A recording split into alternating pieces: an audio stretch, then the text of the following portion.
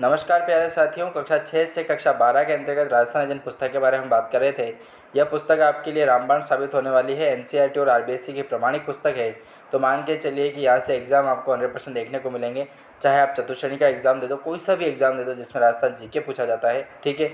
यदि आप आरएस की भी तैयारी कर रहे हैं ना, तो भी आपके लिए हेल्पफुल होने वाली है। 360 पेज की पूरी पीडीएफ है, आपको फ्री ऑफ कॉस्ट डाउनलोड कर सकते हैं। इसका लिंक आपको डिस्क्रिप्शन में मिल जाएगा। पहला ये लिंक है, यही है हमारा ऐप जो है, उसको ओपन होगा। उस ऐप लिंक पर क्लिक करने से वहाँ से जाइएगा और आप इस पीडीएफ को डाउनलोड कर पाएंगे। तो चलिए, राजस्थान के वस्त्र एवं आभूषण के बारे में बात कर रहे थे। इसमें से हमने कुछ 5-10 क्वेश्चन जो हैं इससे पहले वाले वीडियो में पढ़ चुके थे, तो यहाँ से हमको आगे बढ़ना था। चलिए शुरू करते हैं। तो मातृपक्ष की ओर से स्त्री को पुत्र जन्म पर किस रंग का पोंचा दिया जाता है? काफ़ी महत्वपूर्ण प्रश्न है दोस्तों कि मातृपक्ष की ओर से जब पुत्र जन्म होता है, पहला पुत्र जब जन्म लेता है, तब किस रंग का साड़ी जो ओढ़ाई जाती है वो किस रंग की होती है? तो पीले रंग की होती है। और उसे साड़ी नहीं, उसे पोंचा के नाम से जानते हैं, ठीक है। पोंचा दिया जाता है, ठीक है। साड़ी का एक प्रकार है पोंचा। फिर है कि मातृपक्ष की ओर से स्त्री को पुत्री जन्म पर किस रंग का पोंचा दिया जाता था? यदि उसी स्त्री के यदि पुत्री जन्म ले रही है कोख से, तो गुलाबी रंग का पोंचा जो है वो देने की प्रथा हुआ करती थी, ठीक है।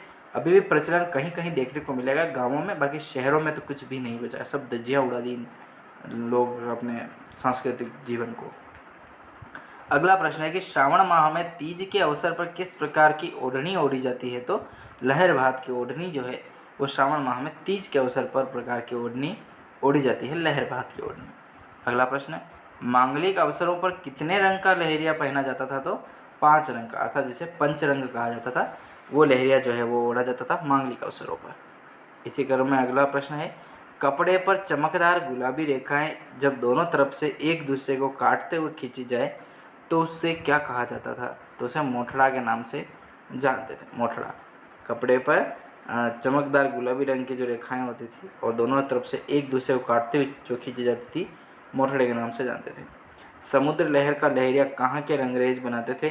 तो जयपुर के दोस्तों, जयपुर इसका राइट आंसर होने वाला है।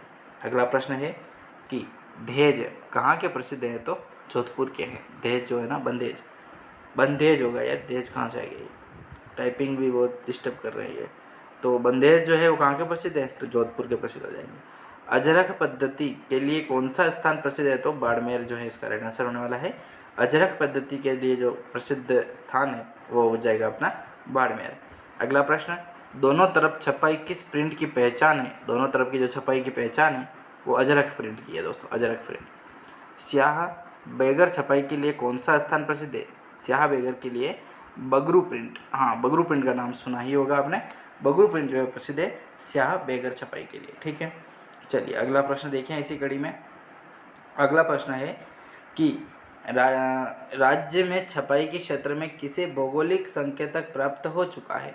तो Sanganeri hand block print, Bagru hand block print और कोटा डोरिया जो है वो इस छपाई का जो क्षेत्र है उसमें भौगोलिक संकेतक जो है प्राप्त हो चुके हैं इनको, ठीक है। चलिए अगले प्रश्न की ओर बढ़ें। तो काफ़ी महत्वपूर्ण प्रश्न आपको देखने को मिलने वाले हैं।